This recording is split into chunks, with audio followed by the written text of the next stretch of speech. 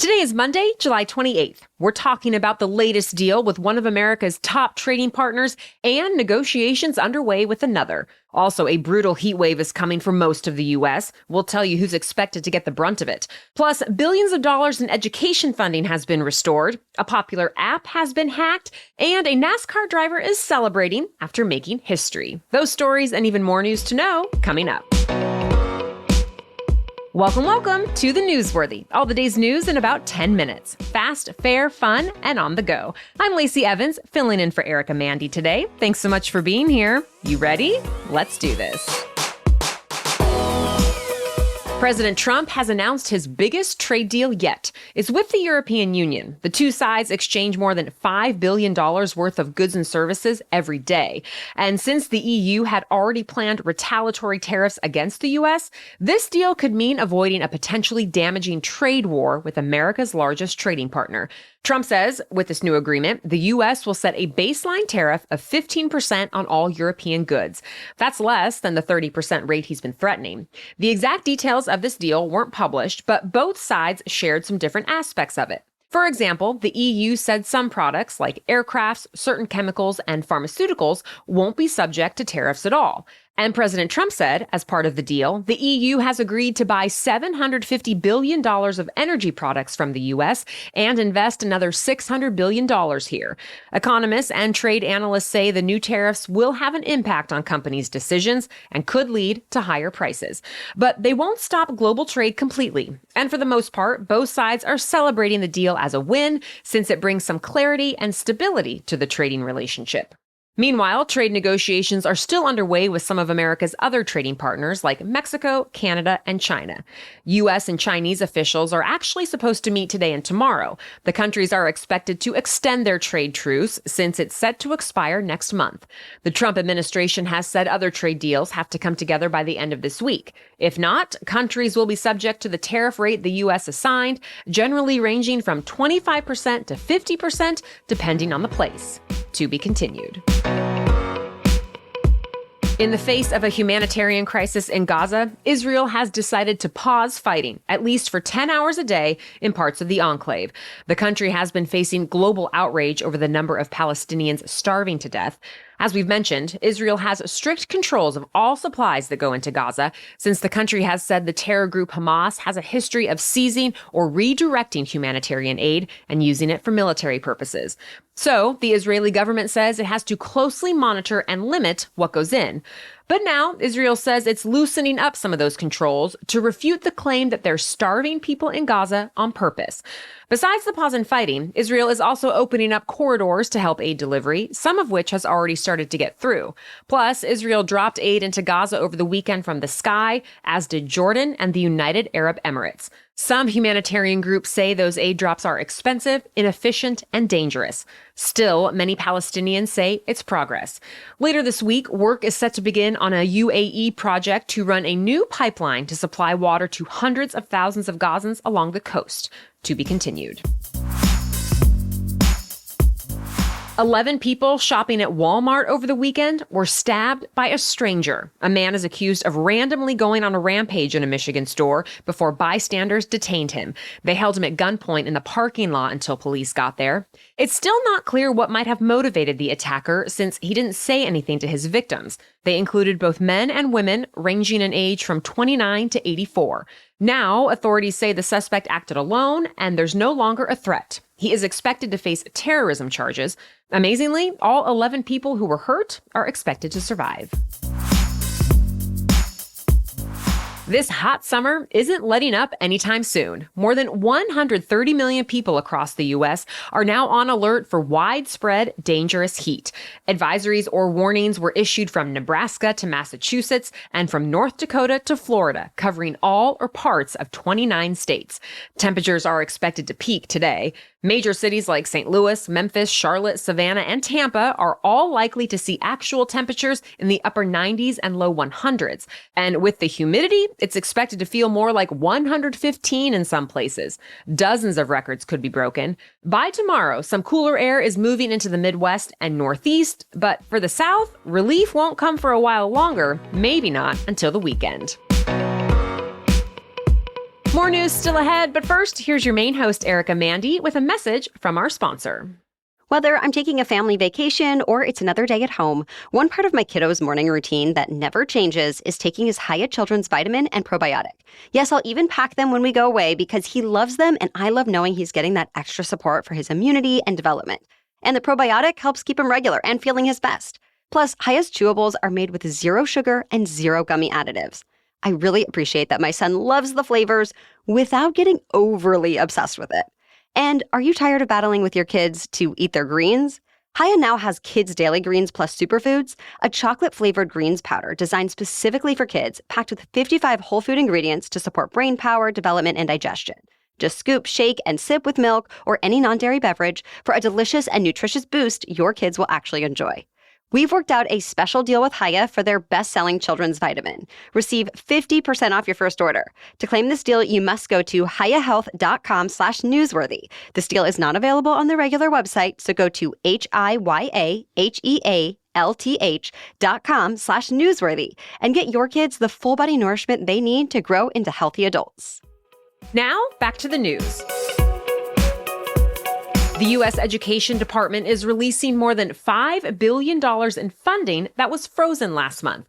The money came from grants that were already approved. But remember, the Trump administration told states it was withholding the funds for further review just a day before the money was set to be released. Since then, lawmakers from both sides of the aisle lobbied to release the funding, saying it's needed in their states and local communities for different education programs.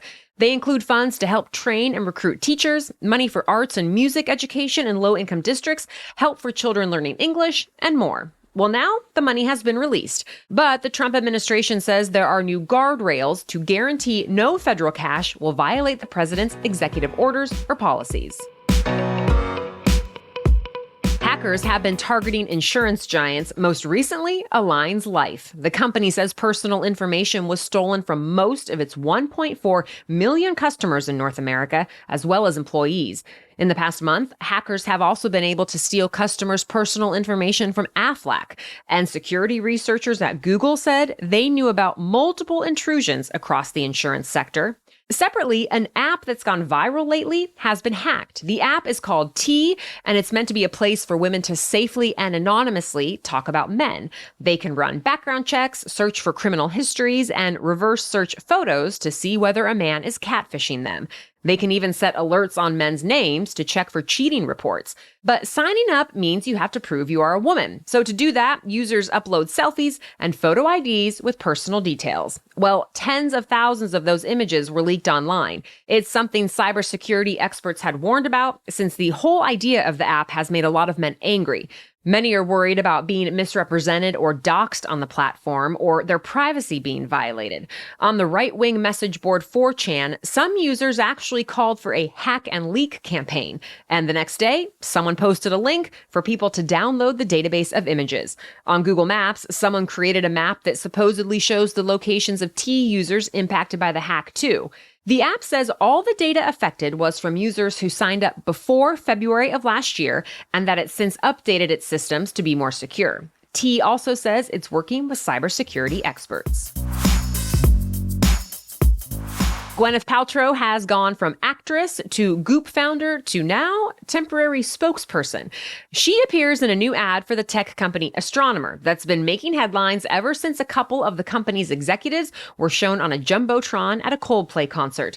The two of them embracing each other and then hiding their faces has been spoofed by thousands of memes, sports teams, musicians, and even politicians. Well, now Astronomer seems to be getting in on the joke, while also trying to refocus the conversation on the company's technology. In the new video, Paltrow explained that she was hired on a very temporary basis to speak on behalf of Astronomer and answer the most common questions people had.